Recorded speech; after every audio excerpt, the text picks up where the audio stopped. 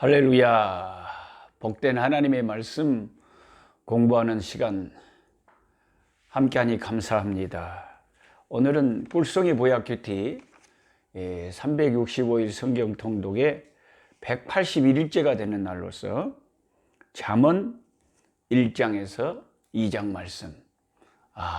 시편의 바다를 이제 태평양을 건너듯이 건너가지고 잠언서에 도착을 했습니다. 세 번째 시가서네요. 욥, 시편, 잠언. 시가서의 세 번째 책인 잠언 말씀. 잠언의 서론과 1장, 2장까지 오늘 공부하도록 하겠습니다.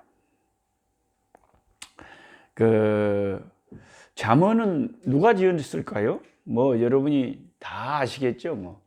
잠언은 솔로몬이 지었죠. 솔로몬이 지었는데, 솔로몬이 역사서 열왕기상 3장 같은 데 읽어보면, 솔로몬이 지혜를 구했잖아요. 지혜를 구해가지고 하나님께 지혜를 얻었는데, 하나님이 얼마나 엄청난 지혜를 솔로몬에게 주셨는지, 솔로몬이 말한 잠언이 3,000가지가 넘었다 그래요. 3,000가지요.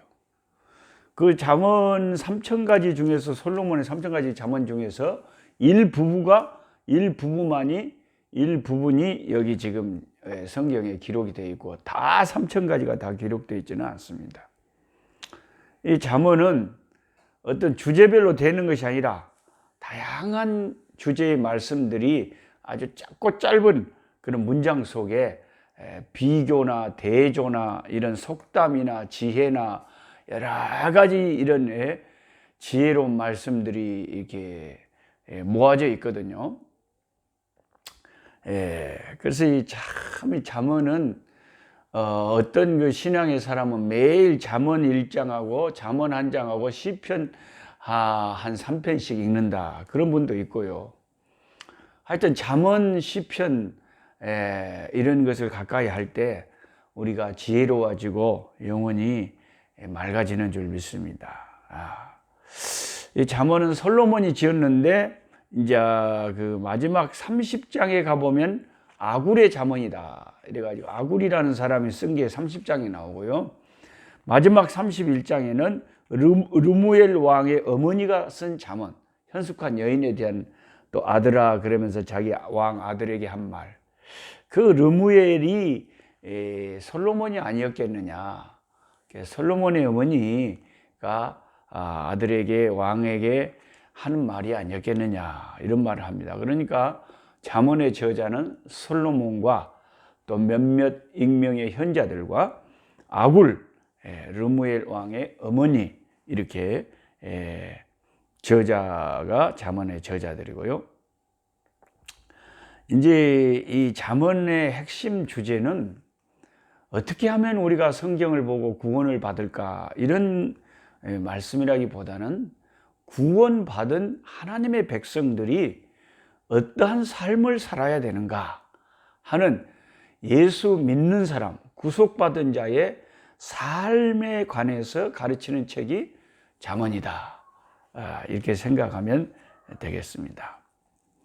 그러니까 이제 우리가 하나님에 대해서 어떻게 살아야 되냐, 예수 믿는 사람으로서 우리 하나님에 대해서 어떻게 해야 되느냐, 또 이웃에 대해서 우리가 어떻게 살아야 되는가, 예수 믿는 사람은 이웃에 대해서 어떤 관계를 가져야 되는가, 그 다음에 이제 가정에 대해서 어떤 가정을 이루어야 되는가, 그 다음에 자기 자신을 어떻게 가꾸어야 되는가, 이런 하나님과 이웃과 가정과 자기 자신에 대한 이 가르침들이 가득, 보석처럼 가득한 주머니가 잠언서라, 이렇게 할 수가 있습니다.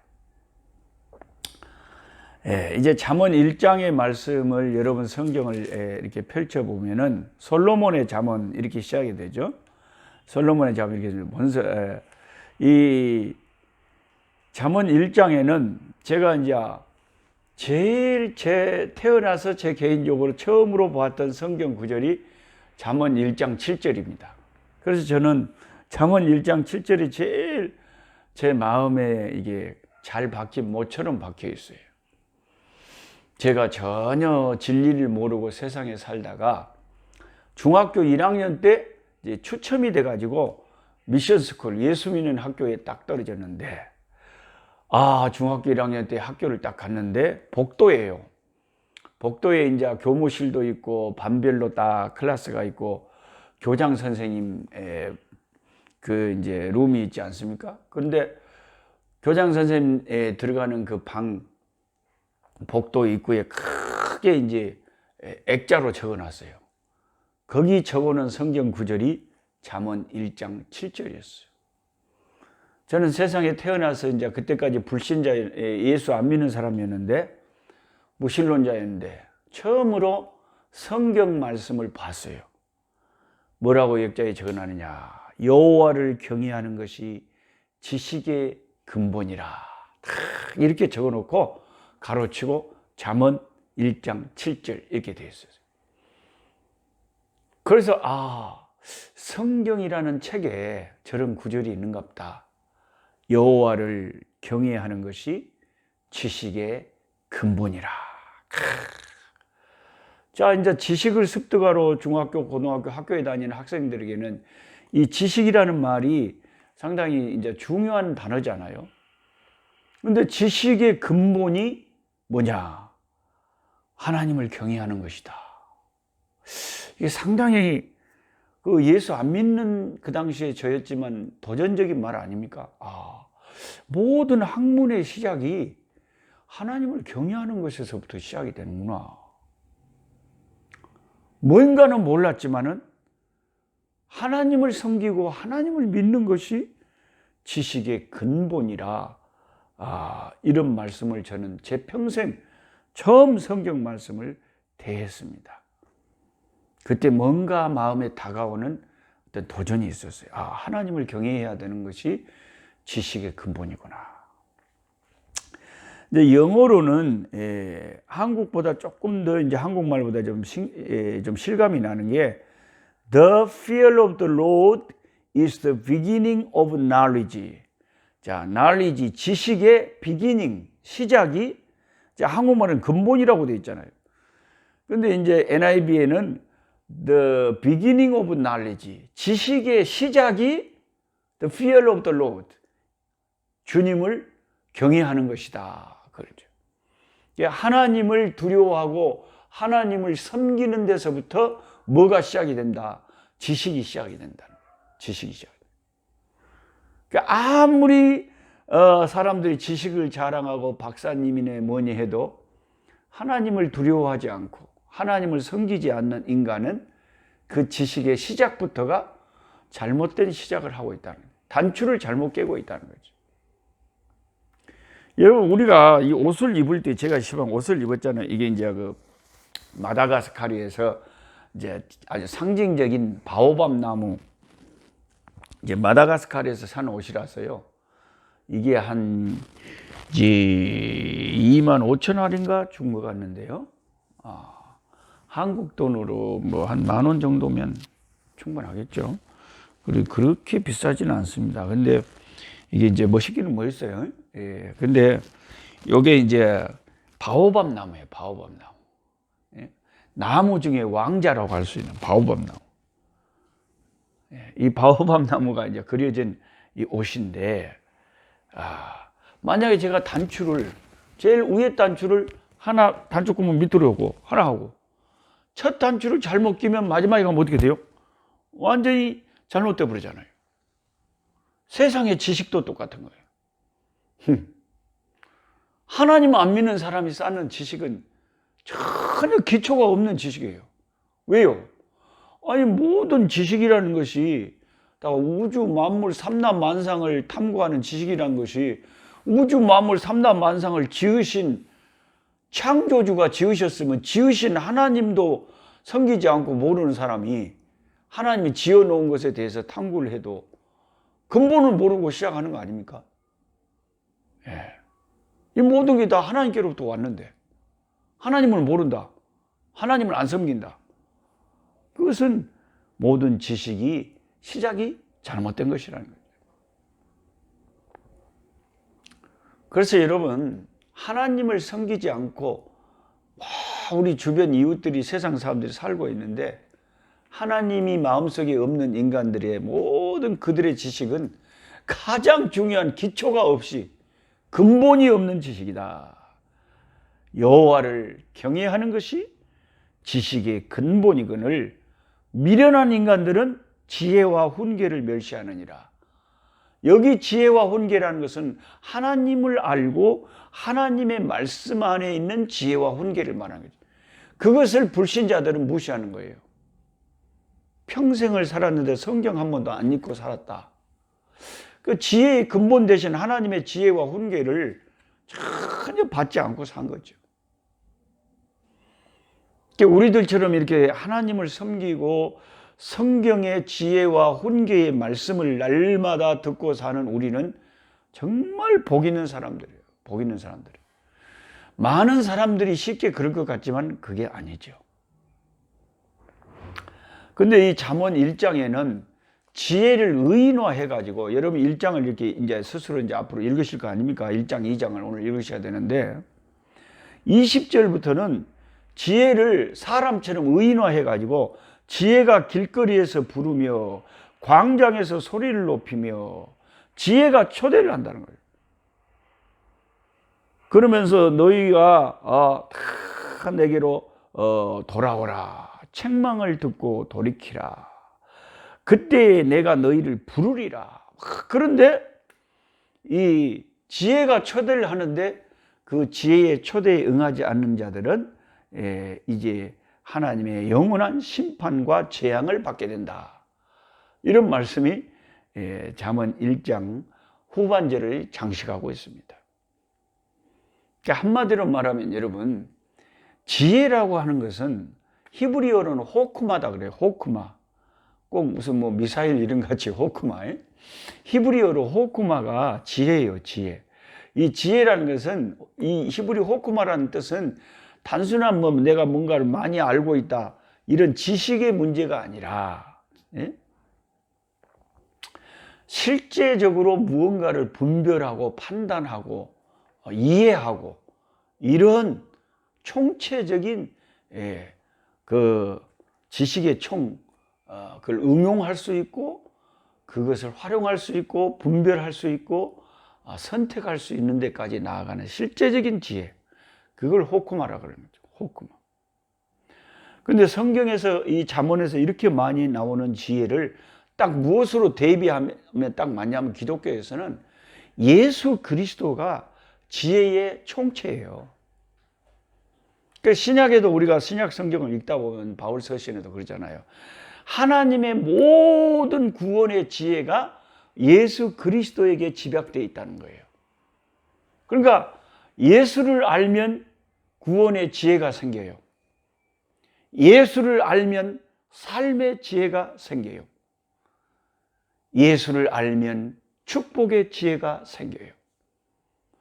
예수 그리스도는 우리를 구원하는 지혜의 총체이고 하나님의 지혜의 총체이시고, 구약에서 말하는 지혜라고 하면 예수님과 딱 바꿔서 불러버리면 딱 되는 거예요. 예수님께서 사람들을 지금도 초대하는 거예요.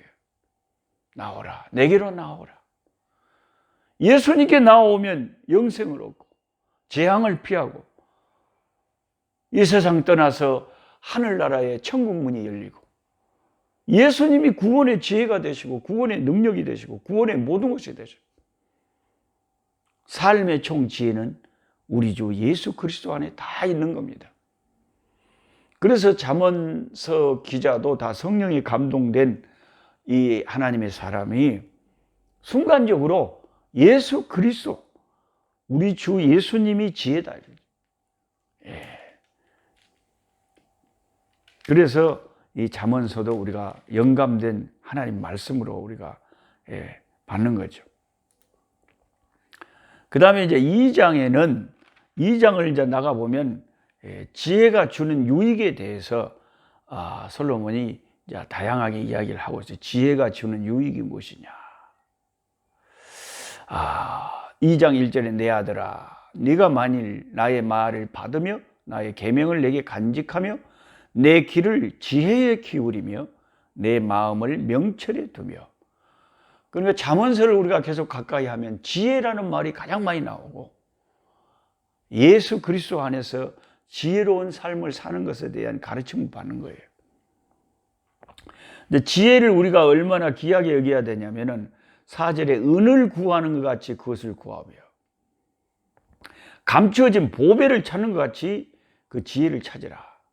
그러면 5절에 여호와 경외하기를 깨닫게 되고 하나님을 알게 되고, 6절에 여호와는 지혜를 주시며 지식과 명철을 그 입에서 내시며, 그는 정직한 자를 위하여 완전한 지혜를 예비하시며 행실이 온전한 자에게 방패가 되시나니, 대저 그는 정의의 길을 보호하시며 그의 성도들의 길을 보존하려 하심이니라.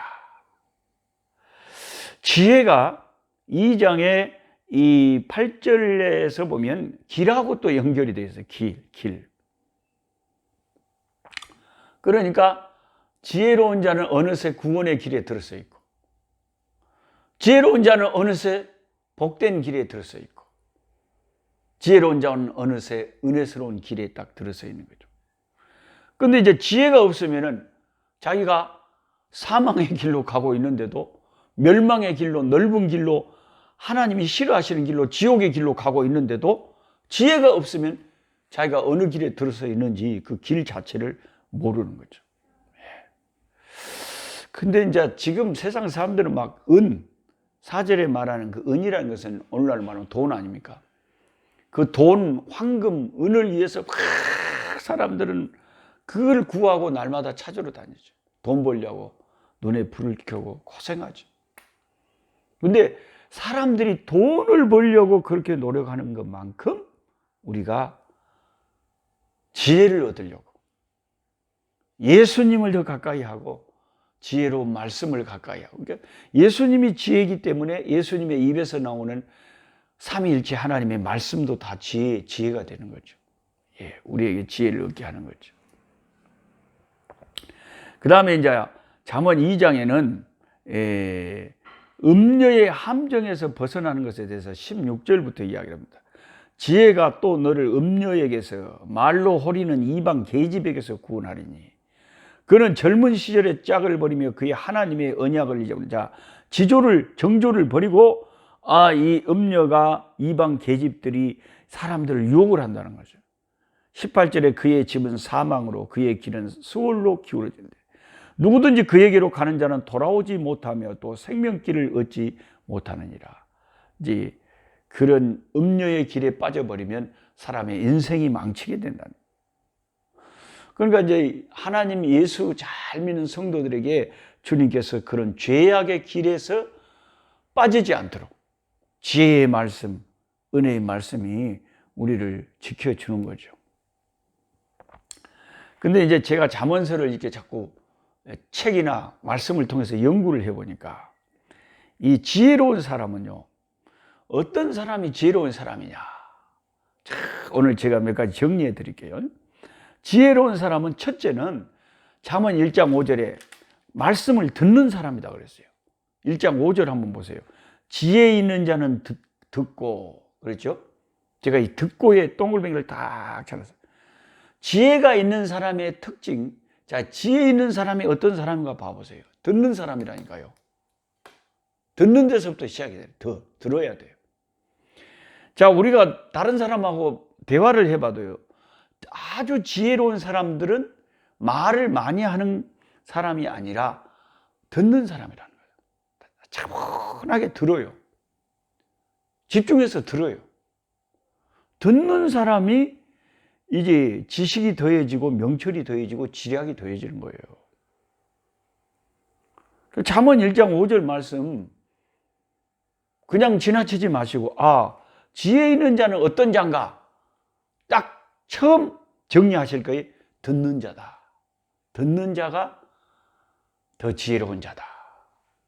자, 말을 많이 하는 자는 지혜가 없는 자지만, 말을 많이 듣고 주의 깊게 남의 말을 듣는 자가 지혜로운 자다. 우리가 이 잠언에서 이런 지혜를 좀 배웁시다. 나는 정말 가정에서나 직장에서나 또 어느 친구들과의 대화 속에서 더 듣는 자인가? 하나님의 말씀을 더 들어야 되고 또 다른 사람의 말을 듣는 자가, 지혜 있는 자는 듣는 귀가 잘 발달되어 있다. 듣는 귀가 잘 발달되어 있다. 이것은 보통 세상 사람들도 뭐 이런 그 강연을 많이 하더라고요. 진짜 말 잘하는 사람은 잘 듣는 사람이래요. 잘 듣는 사람이래요.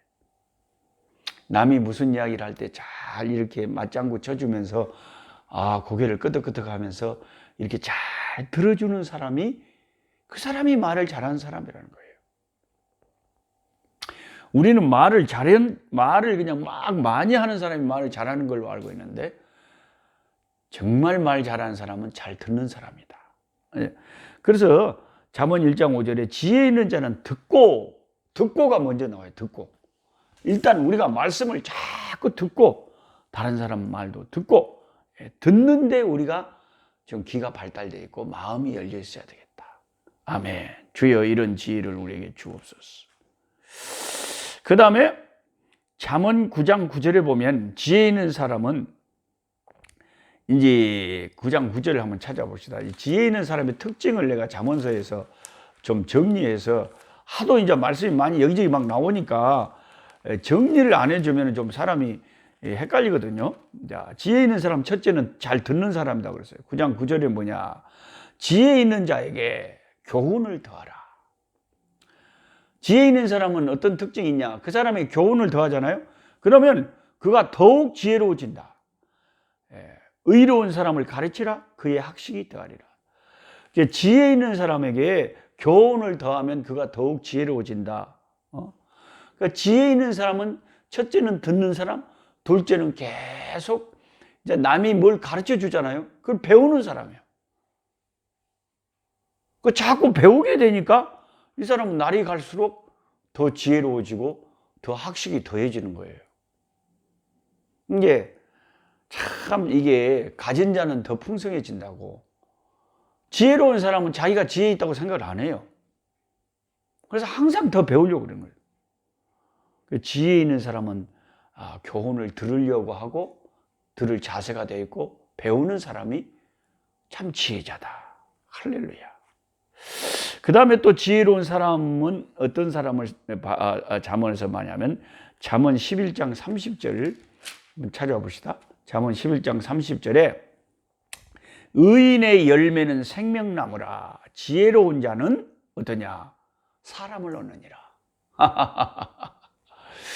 야, 의인의 열매가 생명나무래요. 지혜로운 자는 뭘 얻어요?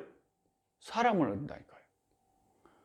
그러니까 어떤 사람이 지혜 있다 하면 그 사람은 사람을 얻는 사람이에요. 진짜 세상에서 얻어야 될 건 사람이죠. 우리가 매일 사람들을 만납니다.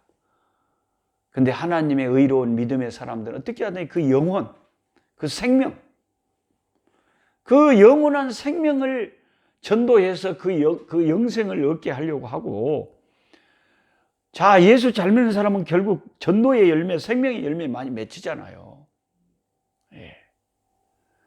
그리고 참 지혜로운 사람은 물질을 얻거나 막 세상 명예를 얻거나 그런 관심보다도 사람을 더 얻으려고 한대요. 사람. 예. 그러니까 저와 여러분을 우리 이 말씀에서 한번 되돌아봐 봐요. 나는 정말 사람을 얻는 사람인가? 저도 그런 게 참, 이런 말씀을 들으면 내가 부족함을 많이 느껴요. 사람을 얻어야 되는데 저를 안 좋아하는 사람들도 많고, 저를 오해하는 사람들도 많고, 저를 멀리하는 사람들도 많거든요. 그 사람들 나름대로 다 이유가 있고 또 나한테 이유가 있겠죠. 내가 지혜가 부족하고 덕이 부족하다는 것을 그를 말해주는 거죠. 내가 사람을 얻지 못한다. 사람을 얻지 못하는 것은 덕이 부족하고 지혜가 부족하고 사랑이 부족한 거 아닐까요? 겸손이 부족한 거 아닐까요? 그래서 이 잠언서가 여러 가지 말씀을 너무 많이 하고 있기 때문에 우리가 헷갈릴 수 있으니까 제가 이렇게 정리해 드립니다. 자, 저와 같이 공부하시는 분 여러분 이렇게 정리해 주니까 도움이 되죠. 아, 지혜로운 자의 특징이라는 것은 첫째는 잘 듣는 사람이라고 그러는구나. 둘째는 잘 배우는 사람이라고 하는구나. 그 다음에 세 번째는 사람을 얻는 사람, 생명을 얻게 하는 사람이 정말 지혜자구나. 지혜의 근본이신 예수님을 아는 사람이 한 사람의 생명도 얻지 못하고 한 사람의 영혼도 구원하지 못하고 사람들이 나를 싫어한다면 그게 어찌 지혜자라고 할 수가 있을까요? 솔로몬의 지혜를 듣기 위해서 스바 여왕이 저 남쪽에서 남방 여왕이 다 왔잖아요. 그러니까 정말 지혜자는 사람을 얻는 자다. 그래서 저와 여러분이 정말 지혜가 있는지 없는지를 이런 말씀으로 한번 우리 자신을 돌아보면서 주여, 내가 다른 걸 자랑하는 자가 아니라 사람을 얼마나 내가 많이 얻는 사람인가. 그런데 신경을 쓰란 말이에요. 사람의 영혼이 제일 중요하고 사람이 중요하죠. 그 다음에 지혜자는 어떤 자라고 또 성경이 말하냐. 잠언서에서 말하는 지혜자는 잠언 10장 5절을 찾아봅니다. 여름에 거두는 자는 지혜로운 아들이나 추수 때에 자는 자는 부끄러움을 끼치는 아들이니라.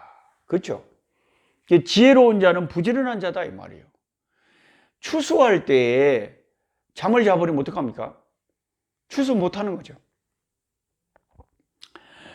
추수할 때 여름에 열심히 거두고 일찍 거두고 막 그렇게 부지런한 사람이 지혜로운 아들이다 이거죠. 추수 때 여름에 거두는 자는 지혜로운 아들이지만 추수할 때 잠을 자고 깨어른 자는 부끄러움을 끼치는 아들이다. 이거 보면 지혜로운 자는 근면하고 부지런한 사람이 거기에 지혜가 있다. 추수 때에 거두는 자가 있다. 그 사람의 열매가 있다는 거죠. 그 사람의 열매가 있다. 열매가 풍성하다. 자, 이런 사람들이 지혜로운 잠언서에서 말하는 지혜로운 사람들의 특징인데 이렇게 지혜가 있게 되면 어떤 복을 받느냐. 영광을 기업으로 얻는다. 그런데요.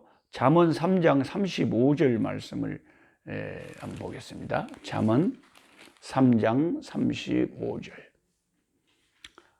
지혜로운 자는 영광을 기업으로 받거니와 미련한 자의 영달함은 수치가 되느니라. 그러니까 그런 지혜가 있는 사람의 인생을 보면 하나님께서 영광을 기업으로 주신다. 영광스러운 삶을 산다는 거죠. 그 다음에 지혜로운 사람은 어떤 축복을 받냐면 타인을 기쁘게 한대요. 잠언 10장 1절입니다. 잠언 10장 1절. 솔로몬의 잠언이라 지혜로운 아들은 아비를 기쁘게 하거니와 미련한 아들은 어미의 근심이니라. 그러니까 그 지혜가 있는 자식은요 부모에게 기쁨이 되는 거예요. 다른 말로 하면 우리가 지혜를 얻게 되면 다른 사람을 기쁘게 해요. 여러분이 지혜가 있는가 없는가 그걸 알아보려면 내가 다른 사람을 기쁘게 하는가 슬프게 하는가, 내가 우리 가정에 내가 있음으로 인해서 가족들에게 기쁨이 되는가 근심이 되는가, 내가 다른 사람들에게 내가 있음으로 해서 기쁨이 되는가. 다른 사람에게 기쁨을 가져오는 사람이 참된 지혜자다 이거죠. 그 다음에 지혜로운 사람이 받는 복은 잠언 21장 29절에 자신의 필요를 채운다 그렇게 되어 있어요. 자, 찾아봅시다. 잠언 21장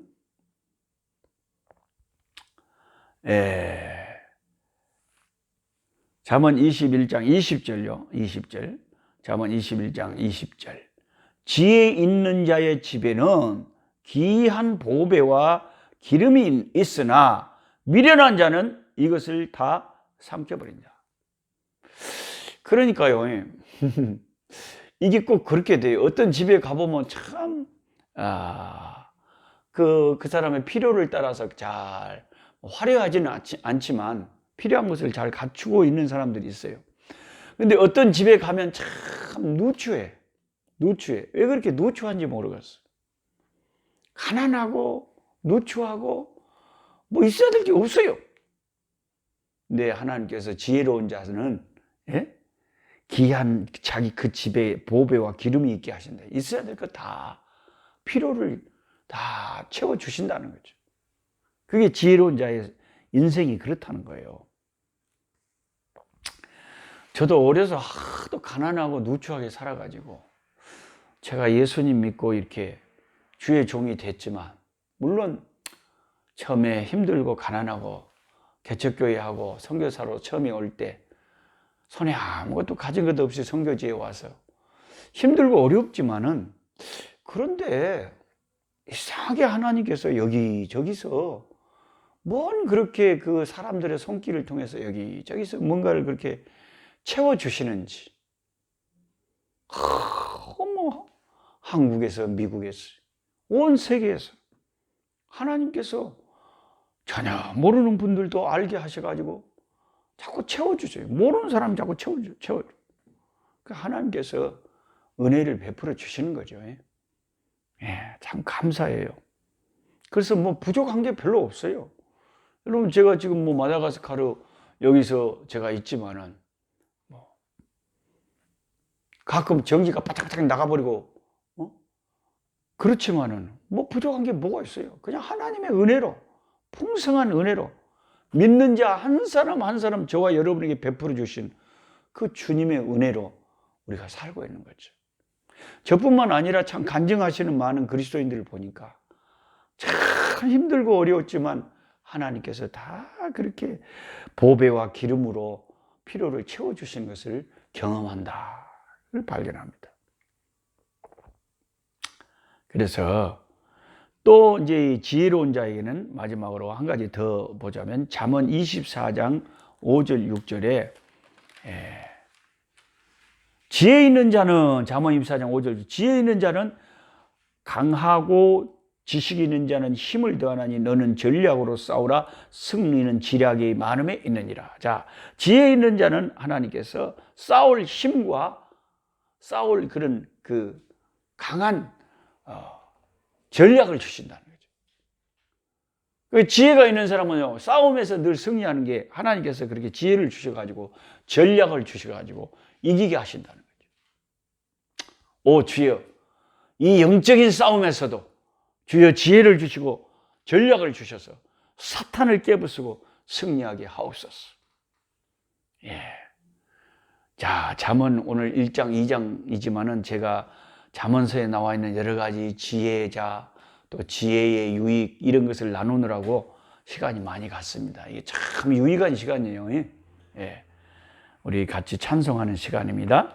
찬송가 494장. 하늘의 천사들도 저와 함께 찬송합니다. 지상의 모든 한국말을 알고 저와 같이 유튜브를 통해서 말씀 공부하시는 분들이 한국에서, 미국에서, 유럽에서, 아프리카에서, 대만에서, 전 세계에서 함께 찬송하는 시간입니다.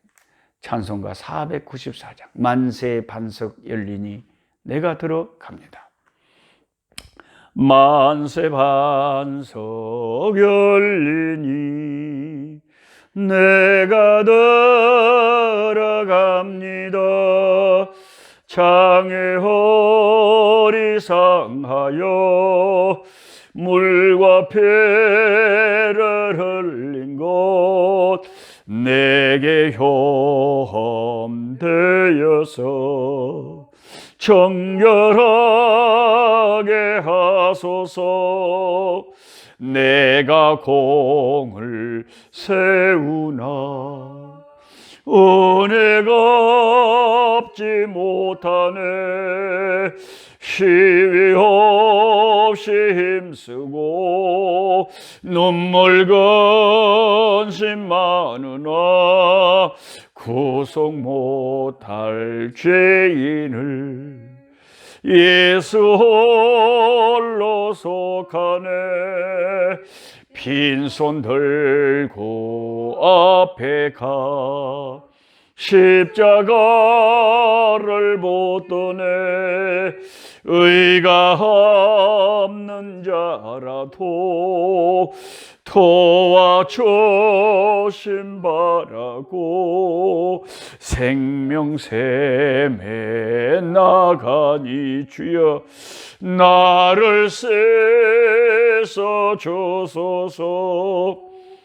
살아생전 숨쉬고 저거 세상 떠나서 걸어가신 주 앞에 끝날 심판 당할 때 만세 반석 열리니 내가 돌아갑니다. 아멘. 약한 자 힘주시고